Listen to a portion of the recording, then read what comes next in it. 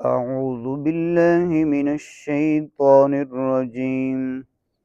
بسم الله الرحمن الرحيم. وإذ قيل لهم اسكنوا هذه القرية وكلوا منها حيث شئتم وقولوا حطة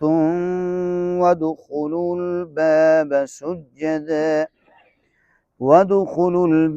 سجدا نغفر لكم خطيئاتكم سنزيد المحسنين. فبدل الذين ظلموا منهم قولا غير الذي قيل لهم فأرسلنا عليهم رجزا من السماء بما كانوا يظلمون۔ اور یاد کرو جب ان سے فرمایا گیا اس شہر میں بسو، اس شہر میں رہو اور اس میں جو چاہو کھاؤ، اور حطۃ کہو، یعنی یا اللہ ہماری بخشش فرما، یہ کہو، اور دروازے میں سجدہ کرتے ہوئے داخل ہو جاؤ، ہم تمہارے گناہ بخش دیں گے، ان قریب نیکوکاروں کو زیادہ عطا فرمائیں گے۔ تو ان میں سے ظالموں نے بات بدل دی اس کے خلاف جس کا انہیں حکم دیا گیا تھا، تو ہم نے ان پر آسمان سے عذاب بھیجا، یہ بدلہ تھا ان کے ظلم کا جو وہ کرتے تھے۔ یہ آیت نمبر سورہ اعراف کی 61 اور 162 ہے۔ سورہ بقرہ کے اندر بھی یہ قوم موسیٰ کا ذکر گزر چکا ہے، آیت نمبر 57 میں، 58، 59، 60 میں، اور یہاں بھی اللہ تبارک و تعالی قوم موسیٰ کا وہ ذکر دہرا رہا ہے کہ اللہ فرماتا ہے کہ یاد کرو جب ان سے فرمایا گیا کہ اس شہر میں داخل ہو جاؤ اور جو چاہو کھاؤ، تو لیکن اس شہر میں داخل ہونا ہے تو حطۃ کہتے ہوئے داخل ہونا ہے۔ حطہ یہ ان کی زبان میں، یعنی بنی اسرائیل کی زبان میں یہ لفظ بخشش کے لیے کہا جاتا تھا۔ مطلب یہ ہے کہ یا اللہ تو ہماری بخشش فرما دے، اور پھر اس شہر میں، اس قریہ میں داخل ہونا ہے تو سجدہ کرتے ہوئے، اپنے آپ کو جھکاتے ہوئے داخل ہونا ہے۔ تو اللہ فرماتا ہے کہ جب تم استغفار کرتے ہوئے اور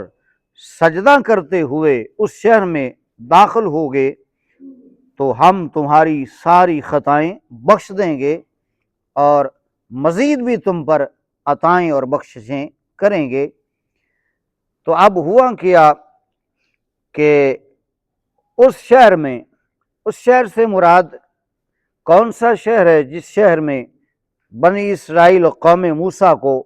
داخل ہونے کا حکم دیا گیا، اور اس میں داخل ہونے کا حکم کیوں دیا گیا اس کی ریزن بھی یہاں بیان کر دی گئی ہے۔ کیونکہ انہوں نے مانگا تھا جو ترکاریاں، سبزیاں، دالیں، یہ چیزیں مانگی تھیں، من و سلوہ کھا کھا کے وہ اکتا گئے اور اس کا جو ہے انہوں نے انکار کر دیا کہ ہم نہیں کھائیں گے۔ تو موسیٰ علیہ السلام سے کہا کہ اس کے علاوہ کو ہمیں کھانا چاہیے۔ تو اب اس کھانے کے لیے، ان سبزیوں اور ترکاریوں کے لیے، دال کے لیے تو ظاہر بات ہے شہر کی منڈیوں کی طرف رخ کرنا تھا، اور شہر کی منڈیوں میں یہ دالیں اور سبزیاں جو ہے وہ ملتی ہیں شہر میں۔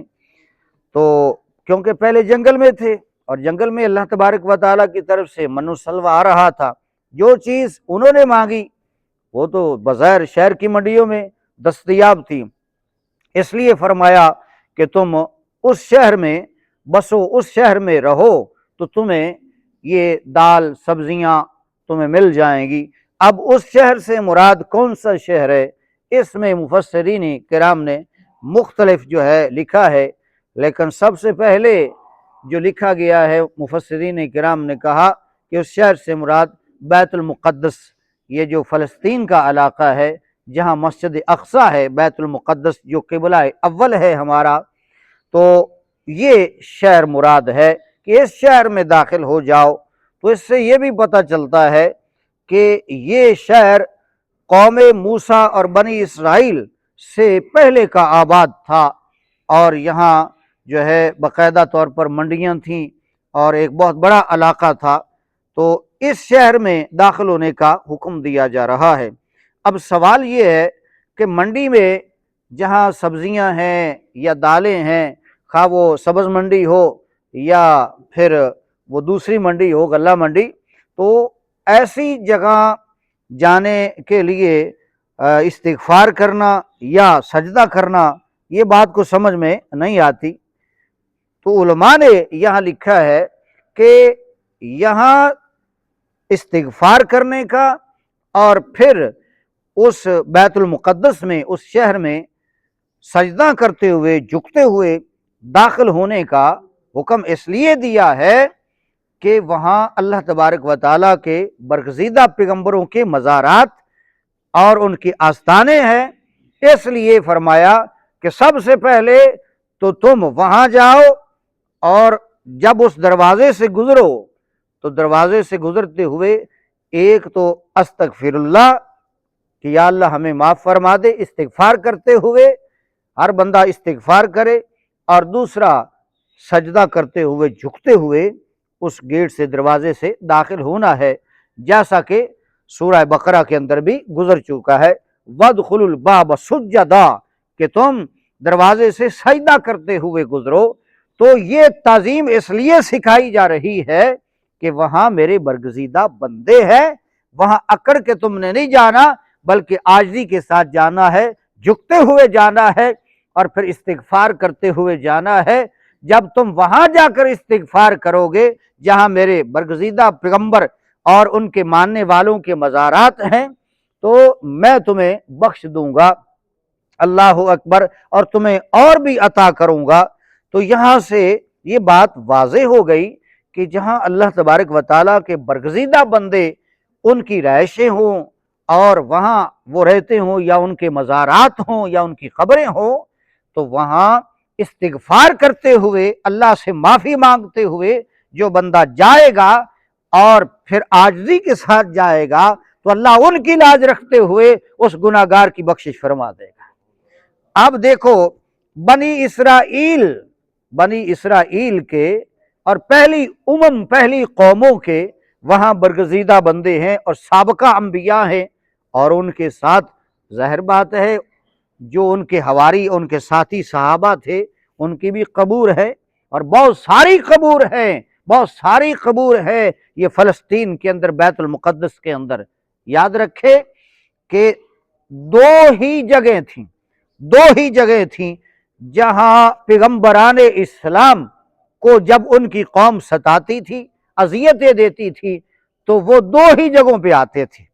ایک قبلہ اول بیت المقدس، وہاں آ جاتے تھے اللہ کی بارگاہ میں اور اللہ اللہ کرتے تھے، اور وہیں ان کا وصال ہو جاتا تھا۔ یا پھر حدیث پاک میں یہ آتا ہے کہ جب ان کی قومیں ان کو ستاتی، تکلیفیں دیتی، تو وہ یہ دوسرا قبلہ یعنی مسجد حرام بیت اللہ شریف جس کی طرف ہم رخ کر کے آج نماز پڑھتے ہیں، اس حرم پاک میں بیت اللہ شریف میں وہ آ جاتے تھے اور یہاں رب رب کرتے اور وصال ہو جاتا۔ اس لیے حدیث پاک کے اندر موجود ہے کہ یہاں بیت اللہ شریف جہاں ہم طواف کعبہ کرتے ہیں نا، حجر اسود اور جو رکن یمانی ہے، اس کے مابین کئی نبیوں کی قبور ہیں، کئی نبیوں کے آستانے ہیں۔ समझ आ गई? वो बहुत नीचे है, जिसके ऊपर और सारा पत्थर वगैरह लगा दिया गया है। हम सारे तवाफ करते हैं जो जाते हैं। तो मेरे भाई ये दो जगह ऐसी थी। तो बैतुल मुक़द्दस में चूंकि उन्हें दाखिल होने का हुक्म दिया जा रहा है, बात करने का मकसद है कि पहले दौर के लोग जो बरगजीदा थे, अंबिया थे या उनके साथ, उनके आस्थानों पे जाए तो अल्लाह ने अदब सिखाया है, इस तरह जाना है, इस्तिगफार करते हुए, आज़ी करते हुए, झुकते हुए जाना है, तो तुम्हारी खताएं माफ कर देंगे। अगर अल्लाह के नबी प्यारे पैगंबर सैयदुल अंबिया इमामुल अंबिया सल्लल्लाहु अलैहि वसल्लम की बारगाहे नाज में हम जाएं आज़ी करते हुए, झुकते हुए, इस्तिगफार करते हुए, तो बताएं गुनाह बख्शे जाएंगे कि नहीं? बदरजा तम बख्शे जाएंगे। जब उन नबियों के अदब का आलम ये है, ये भी समझे, उन नबियों के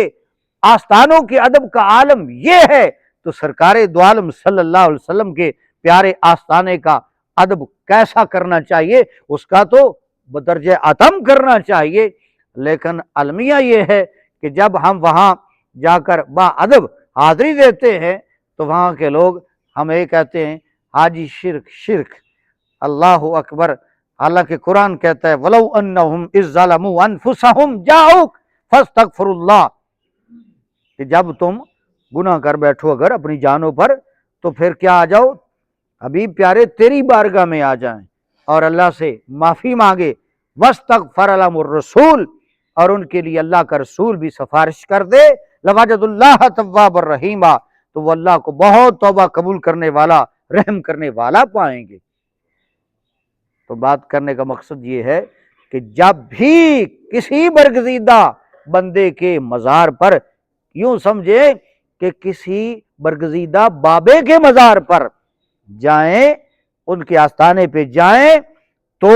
ये नियत करके जाएं कि या अल्लाह हमें उस बरगजीदा बंदे के वास्ता से हमारी बख्शिश फरमा। इस्तिगफार करते हुए जाएं, दाता अली अजवेरी जाएं या बाबा फरीद जाएं या सखी सरवर जाएं, कहां भी जहां भी जाएं तो इस्तिगफार करते हुए जाएं। दूसरा आजी करते हुए, झुकते हुए जाएं, अकड़ के न जाए। इंशाअल्लाहुल अजीज, अल्लाह की रहमत पे उम्मीद है अल्लाह उन बरगजीदा अपने प्यारों की लाज रखते हुए हमारी बख्शिश फरमा देगा। बस ये एक अदब यहाँ सिखाया जा रहा है, जो साबका कौमों को भी सिखाया, बनी इसराइल को भी, और हमारे लिए भी इसके अंदर अदब है। यार 100 का कातिल बनी इसराइल का, वो अगर अल्लाह के नेक बंदों के आस्थानों की तरफ कदम बढ़ाए, पहुंचे भी नहीं, और उसकी जिंदगी वफा न करे, मौत आ जाए, अल्लाह उन अपने प्यारों की लाज रखते हुए जो बनी इसराइल के बरगजीदा बंदे हैं, उसको 100 के कातिल को माफ कर दे, जन्नती बना दे। तो जब हम हजूर के उम्मत के बरगजीदा बंदों, उनके मज़ारात, उनके आस्थानों की तरफ जाएंगे, तो क्या ख्याल है नेक नियति के साथ बख्शिश मांगते हुए कि अल्लाह हमारी बख्शिश नहीं फरमाएगा? यकीनन उनकी लाज रखते हुए, उनका लिहाज रखते हुए अल्लाह हमारी बख्शिश फरमा देगा। ये चीजें कुरान और हदीस से साबित हैं, और बुखारी शरीफ के अंदर भी उनका जिक्र है 100 के कातिल का। तो इसलिए हमें इन बरगजीदा बाबों और बरगजीदा बंदों के मज़ारात पर हाजिरी बाअदब, जितनी भी बाअदब देंगे, मेरे हुजूर मुहद्दिस आज़म पाकिस्तान रहमतुल्लाह अलैह फरमाया करते थे, बल्कि आप खुद दाता अली हजवेरी के मज़ार पर हर जुमेरात जाया करते थे हाजिरी देने के लिए। अपने शागिर्दों मुरीदों से फरमाया करते थे कि तुम थोड़ी देर के लिए भी दाता अली हजवेरी के बारगाह में आ जाओगे तो कुछ भी ना करो, बस हाजिरी देकर चले जाओगे, एक न एक दिन कर्म जरूर हो जाएगा। अल्लाह ताला हमें इन बरगजीदा बंदों की बारगाह में बाअदब हाजिरी देने की तौफीक अता फरमाए, देते रहना चाहिए। अल्लाह ताला अमल की तौफीक अता फरमाए। वमा अलैया इल्लल बलाग।